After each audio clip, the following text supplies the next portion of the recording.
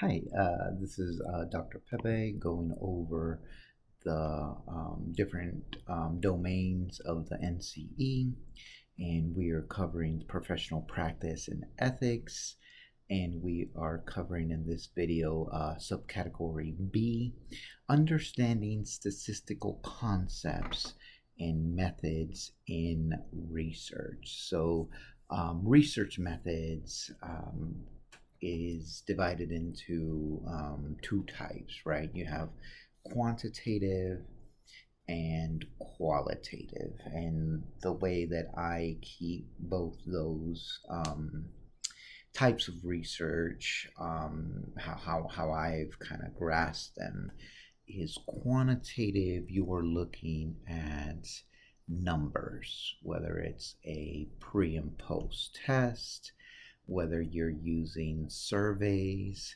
whether you're using like an experiment where you're having a lab and you're doing some sort of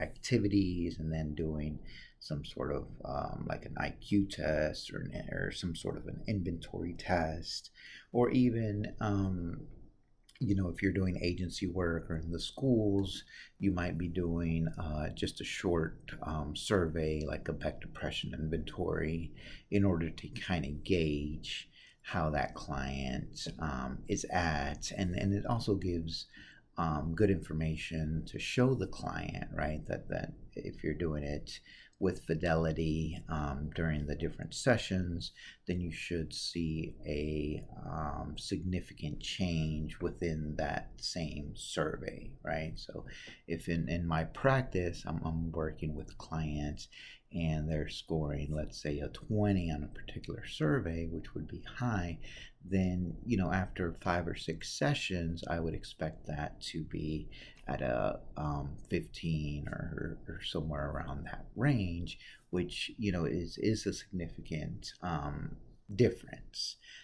So when I think of quantitative, that's kind of what I think about, right? And even within quantitative, you have different terms such as, statistically significant, or, if you're doing different regressions or different analysis of variance, you might hear the term 95%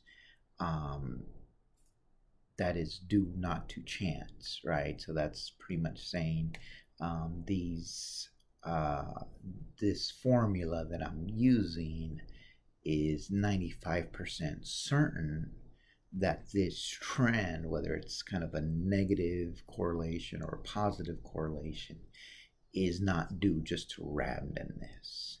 The other part of research methods that I want you all to keep in mind is the qualitative piece. And that portion has to do more with, I would call it, rich data, right? So interviews, observations, supervision, all of that is qualitative data. And how I keep that in mind is, if there is a theme that hasn't really been studied much, then first you want to start off with qualitative data to get that rich content. And after it's been studied and processed, then go into the quantitative piece, because now you're trying to be more specific with that data. So for qualitative, you want less participants than quantitative for the most part, but you want rich data. So if you're studying a subgroup, let's say I'm studying Spanish-speaking clients in Dallas County, then I want a specific subgroup of residents within that county, and I want to be very specific in what I want to study. And if that, if that subgroup hasn't been studied, then I want to interview them and I want to create questions.